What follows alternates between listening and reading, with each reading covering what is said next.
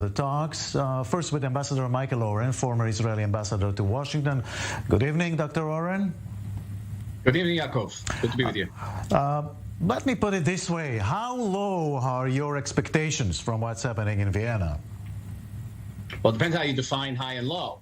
Low expectations of a breakthrough to a new agreement. High expectations that Israel's interests would be better met by a non-renewal of the JCPOA.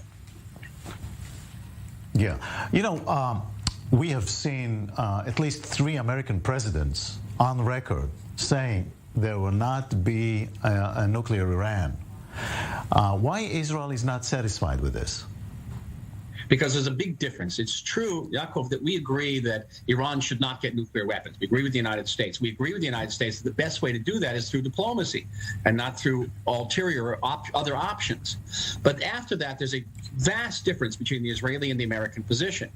The Americans say Iran will never get a bomb, but they do not say Iran will never not have the ability to get a bomb. It's known as threshold capacity.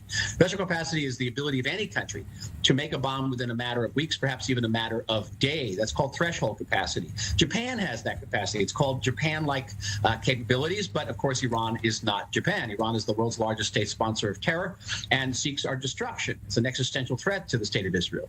Israel cannot coexist with Iran that has a threshold capacity. Think about this. Every time we went to war, say, against Hezbollah, the Israeli military would have to take into consideration the possibility that Iran would use that crisis as a way to break out and create a nuclear weapon. We could wake up every morning and find that Iran has broken out to get a nuclear weapon. I believe that Iran eventually would get a nuclear weapon. That way, we'd be on constant high alert. It'd be an untenable, insufferable position for the state of Israel. So while the United States and other powers can coexist with a threshold-capable Iran, Israel profoundly, emphatically cannot. Mm-hmm. All right, let me bring in Mr. Kaveh Shahrooz, senior fellow at Macdonald-Luria Institute. He joins us from Toronto, Canada. Good evening to you, Mr. Shahrooz. Hello, good evening to you and your viewers. What are your expectations and observations so far with the talks in Vienna? Well, so far, nothing groundbreaking seems to have occurred, but I was just hearing a little bit from your other guests, and I'm inclined to agree. I mean, I think the worry is that the Biden administration and the European partners will cave too easily. They will agree to a deal that is untenable for countries in the region, especially for a country like Israel that is threatened daily by the Iranian regime. And so, yeah, I'm very worried that Iran's regime will end up getting a better deal than the JCPOA, which itself was, I think, a very flawed deal. You seem to agree, Ambassador Oren. I do. And I'm going to maybe shock some of our viewers by saying that as bad a situation is today with Iran now enriching uranium to near weapons grade, as 90%, I personally would prefer this situation to a situation which would have attained had Iran continued to abide by the JCPOA. In several years, the restrictions of the JCPOA will be lifted, and Iran will be able to do everything it's doing now illegally. It will be able to do 10 times as many time violations entirely legally under the JCPOA. And in addition, Iran will get hundreds of billions of dollars in sanctions relief and international deals. And you know, as I know, that the Iranian regime is not going to spend that money on hospitals and schools. And so in a way, our situation is better today than it would be 5 to 7 years from now if the JCPOA had been maintained. Mr. Shahrooz, you think the Iranians are stalling for time now in Vienna?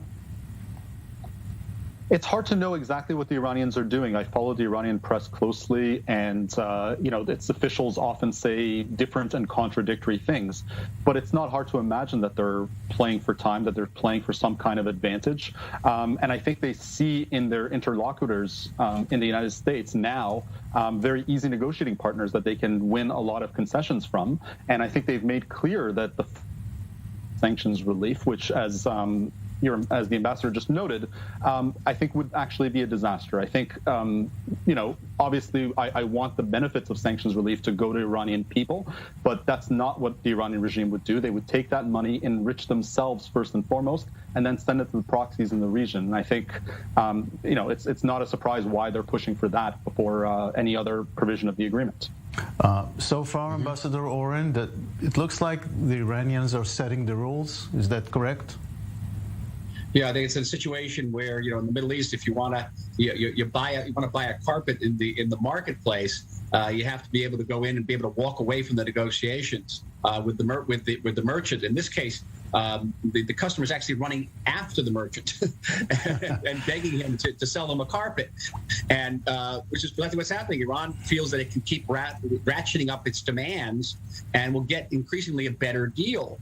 And empirically, I think they're right. Frankly, they're very smart negotiators, and people forget there's a conventional wisdom that Iran started violating the JCPOA in a major way once the previous President Trump, withdrew from the agreement and reimposed punishing sanctions. It's not true. The major violations began only when the Iranian regime realized that there was going to be a new administration in Washington, and that Washington and that administration was committed to renewing the JCPOA. So the more the Iranians ratcheted up the demands, the more they violated the agreement, the more this administration has basically run after the carpet merchant and said, please sell us the carpet. And so why should they stop now? Every day, a new violation. Every day, the chance for a better nuclear deal from Iran's perspective. Right. You agree, Mr. Shahrooz? I do agree with that. I think the Biden administration has been far too keen to get back into a deal, and they've signaled it in all sorts of ways. And I think, the Iranians are, as Ambassador Oren was saying, they're happy to play for time. They will get a better deal. And also, I think what's also missing from these discussions is a deal that would actually be better for the Iranian people, who are really the first and primary victims of the Iranian regime. Okay, thank you for this. Please stay with us. We'll take a short break.